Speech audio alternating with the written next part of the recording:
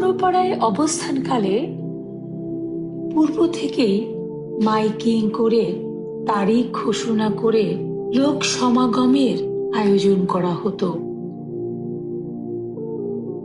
আমার পিতা নিজের জীবনকে বাজি লাগিয়ে লোক সম্মুখে তার মহান মুর্শিদ ইমাম শাহ চন্দ্রপুরী রহমতুল্লাহ আলাইহির প্রশংসা, অলৌকিকত্ব এবং তিনি যে জামানার মুজাদ্দেদ, ওলি আল্লাহর কাছে মানুষ কেন আসে, ওলি আল্লাহর প্রয়োজনীয়তা মানব জীবনে কতখানি, তা তুলে ধরতেন।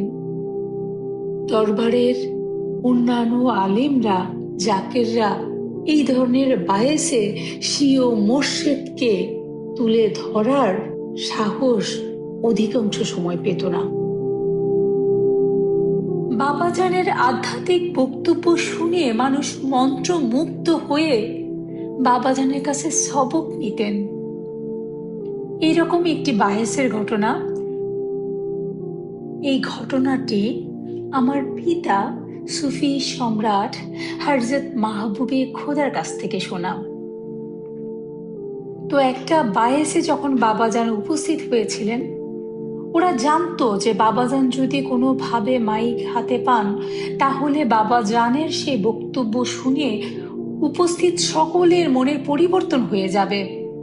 তখন যাদেরকে তারা ভুল বুঝিয়ে এনেছিলেন তারা সবাই দলে দলে তরিকা গ্রহণ করতে শুরু করবে, কারণ এরকম ঘটনা সবসময় ঘটত। যখন তারা বায়েসের বিভিন্ন প্রোগ্রাম করতেন, তারা ষড়যন্ত্র করে বাবা দরবার বিরোধী এবং ওলি আল্লাহ বিরোধী নানা রকম ফতোয়া দাঁড় করাতেন। কিন্তু যখন বাবাজান কোরআনের আলোকে, হাদিসের আলোকে বিভিন্ন আয়াত খণ্ডন করে করে তাদের এক একটা উত্তর দিতেন, তখন তারা টিকতে পারত না। এবং সেই কারণে এক শ্রেণীর নামধারী, লেবাসধারী, দরবার বিরোধী, ওলি আল্লাহ বিরোধী আলিমগণ বাবাজান স্টেজে ওঠার আগেই তাদের টার্গেট হলো যে কোনোভাবেই মাইকটি বাবাজানের হাতে না দেওয়া হোক। কারণ বাবাজান যদি স্টেজে উঠে যান, বাবাজান যদি বলতে শুরু করেন, প্রত্যেকটি মানুষের মনের পরিবর্তন হয়ে যাবে। তখন তাদের কান পড়া কোনো কাজে আসবে না।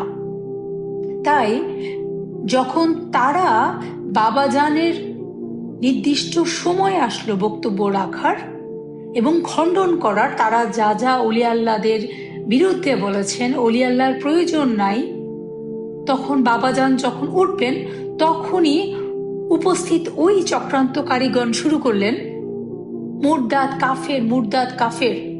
কারণ তারা শঙ্কিত ছিল কোনো ক্রমেই বাবাজানের হাতে মাইক দেওয়া যাবে না, স্টেজে বাবাজানকে উঠতে দেওয়া হবে না। কারণ যদি বাবাজান লোকসমূহকে তার মুখ খুলেন তাহলে তাদের নাফরমানি বের হয়ে যাবে। সেই আশঙ্কায় তারা মুরদাদ, মুরদার কাফের বলে স্লোগান শুরু করলো। এমতো অবস্থায় চক্রান্তকারীদের চক্রান্ত বুঝতে পেরে বাবাজান বসা থেকে দাঁড়িয়ে উঠলেন এবং বলিষ্ঠ কণ্ঠে বললেন, লা ইলাহা ইল্লাল্লাহু মুহাম্মাদুর রাসূলুল্লাহ। আল্লাহ এক এবং হযরত মুহাম্মদ সাল্লাল্লাহু আলাইহি সাল্লাম আল্লাহর রাসূল। তিনি আবারও বললেন চিৎকার করে, লা ইলাহা ইল্লাল্লাহু মুহাম্মাদুর রাসূলুল্লাহ। তিনি আবারও বললেন, লা ইলাহা ইল্লাল্লাহু মুহাম্মাদুর রাসূলুল্লাহ।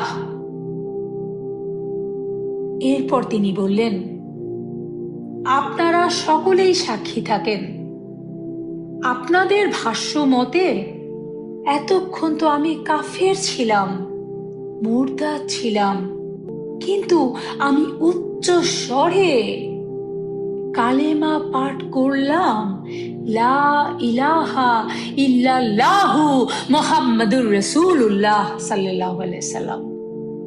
আপনাদের ভাষ্য মতে এতক্ষণ আমি কাফের ছিলাম, কিন্তু আপনাদের সকলকে সাক্ষী রেখে আমি কালেমা পাঠ করলাম, আমি ঈমান আনলাম, আমি মুসলমান হলাম।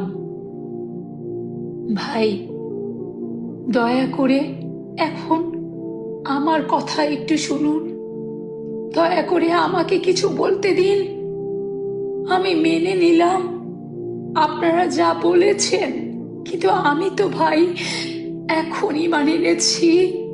সকল উপস্থিত জনতাকে সাক্ষী রেখে আমি পাঠ করেছি, লা ইলাহা ইল্লাল্লাহু মুহাম্মাদুর রাসূলুল্লাহ সাল্লাল্লাহু আলাইহি সাল্লাম। দয়া করে ভাই এখন আমার কথা শুনুন। দয়া করে আপনারা উত্তেজিত হবেন না, একটু শান্ত হয়ে বসুন। আমার মহান মুর্শিদের সেই আধ্যাত্মিক কণ্ঠস্বর শুনে, তার মুখে কালেমা শুনে উত্তেজিত জনতার মন শীতল হয়ে গেল। পরিবেশ সম্পূর্ণ শান্ত হয়ে পড়ল। আর তখন বাবাজান স্টেজে উঠার সুযোগ লাভ করলেন। মাইক হাতে নিয়ে বক্তব্য শুরু করলেন।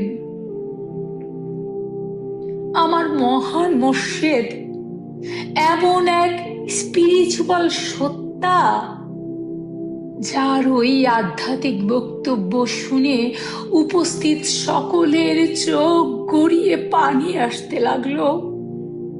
সবাই মন্ত্রমুগ্ধ হয়ে তার কথা শুনছিল। তাদের মনের পরিবর্তন হয়ে গেল।